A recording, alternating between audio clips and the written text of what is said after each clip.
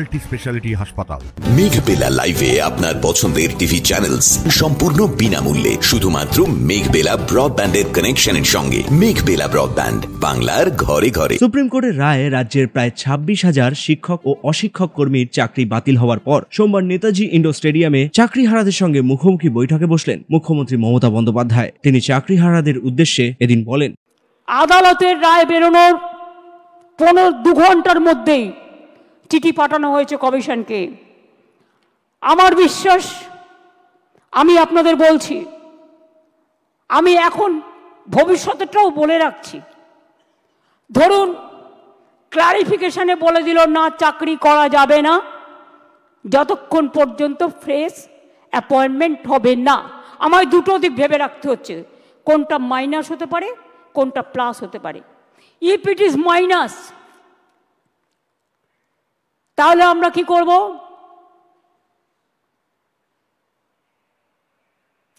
মাইনাসেরটা আমার না বলাই ভালো, আমার মাথায় কিছু আছে। আমি ধরে নিচ্ছি এটা প্লাস হবে। প্লাস মানে নিশ্চয়ই ক্লারিফাই করে let the good sense prevails, এবং তারা যারা যোগ্য তাদের চাকরি না কেড়ে নিয়ে তাদের কাজ করবার সুযোগ দেবেন। বাই চান্স যদি না দেয় তাহলেও মনে রাখবেন, যারা যোগ্য তাদের চাকরি নিশ্চিন্ত করার দায়িত্ব সরকারের।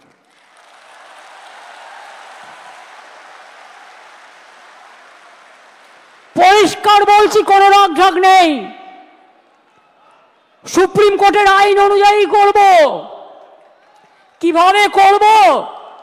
যখন কেউ পথ দেখায়, পথের মধ্যেই পথ খুঁজে নেয়। পথে চলতে গেলে গর্ত আসতে পারে, পথে চলতে গেলে কিছু রাস্তা ভাঙা থাকতে পারে, বাট ভাঙা রাস্তা পেরিয়েই মানুষকে এগিয়ে যেতে হয় সফল রাস্তায়। এবং তাই মনে রাখবেন, আমাদের plan A ready, B ready, C ready, D ready and E ready. মনে রাখবেন, এই যোগ্য টিচারদের চাকরি যাতে কোনোভাবে না যায়। যদি বলে তোমাকে 2 মাসে প্রসেস করতে হবে, আপনাদের তো কেউ চাকরি টার্মিনেট করেনি এখনো পর্যন্ত, করেছে কি? কোনো নোটিশ পেয়েছেন? আপনার বিরুদ্ধে দুর্নীতি না যদি প্রমাণ করতে পারে, তো কি আপনাকে কেউ যেতে বারণ করেছে? যান না, আপনি আপনার কাজ করুন না। আপনার কাজ কে বারণ করেছে?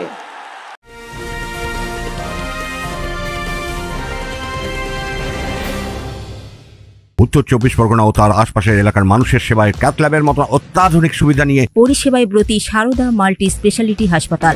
একই ছাদের তলায় মানুষ সাধারণ চিকিৎসা থেকে শুরু করে 24 ঘন্টা cath lab, MRI, CT scan, এনআইসিইউর মতো সুবিধা এবার থেকে পেয়ে যাবেন সারদা মাল্টি স্পেশালিটি হাসপাতালে। প্রয়োজনে যোগাযোগ করুন 033-2592-0730, 2593-0730, 2593-3562 ও 9331275635 নম্বরে। আমাদের ঠিকানা royal park, Kalyani expressway, Barrackpore, Kolkata 7,01,21। Sarada multi speciality হাসপাতাল, পরিষেবাই হোক আমাদের মূল লক্ষ্য।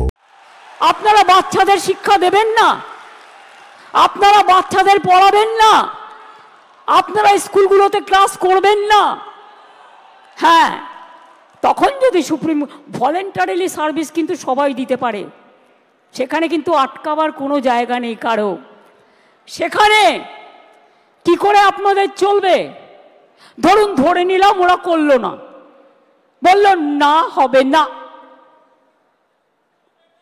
তখন আমি কি করব? তখন আমি এডুকেশন ডিপার্টমেন্টকে রিকোয়েস্ট করতে পারি। কি রিকোয়েস্ট? এটা আমরা লিগাল আলোচনা করেই বলছি যে 2 মাস বলেছে তো 3 মাসের মধ্যে প্রসেস কমপ্লিট করতে হবে। যারা চাকরি করছেন, দাঁড়া,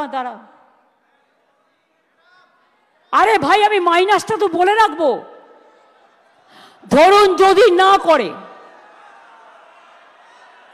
সুপ্রিম কোর্ট, তাহলেও মনে রাখবেন অল্টারনেটিভ যা করার আমরা করব, এবং সেক্ষেত্রে আপনারা যাতে আবার চাকরি ফিরে পান তার ব্যবস্থা প্রসেসের মধ্যে দিয়েই 2 মাসের মধ্যেই কমপ্লিট হবে, এবং আপনাদের চাকরি ব্রেক হবে না। কারণ আপনার এক্সপিরিয়েন্স এবং অ্যাডিশনাল কনসেশন আপনারা পাবেন যারা 10 বছর ধরে চাকরি করছেন, এটা মাথায় রাখবেন।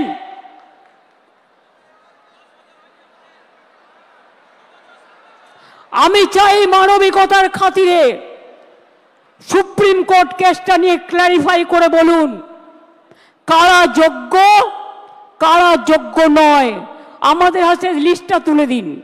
যদিও এদিন মিটিং এর পর চাকরিহারাদের একাংশের দাবি, সবকিছুই পরিষ্কার না, আমাদেরকে শুধু যেতে বলা হয়েছে স্কুলে, কিন্তু স্বার্থ সিদ্ধি হয়ে গেলে ডাস্টবিনে শুধুমাত্র আমাদেরকে ছুঁড়ে ফেলে দেওয়া হবে, এবং আগামী দিন বাংলা দেখতে পাবে এই ট্যালেন্টেড মেধাবী যোগ্য ছেলেরা হারিয়ে যাবে এই বাংলা থেকে। আমি আপনাদেরকে বলছি, সমস্ত বাংলার মানুষদেরকে বার্তা দিতে বলছি, এটাই হলো সন্ধিক্ষণ সময়, বাংলার মানুষদের জেগে ওঠার সময়। সবার কাছে আমার করজোর অনুরোধ, সমস্ত জনগণ, সমস্ত ছাত্রছাত্রী, সমস্ত শিক্ষক সমাজ আজকের পথে নামুন। যদি বাংলা শিক্ষাকে বাঁচাতে হয় আপনারা সবাই পথে নামুন।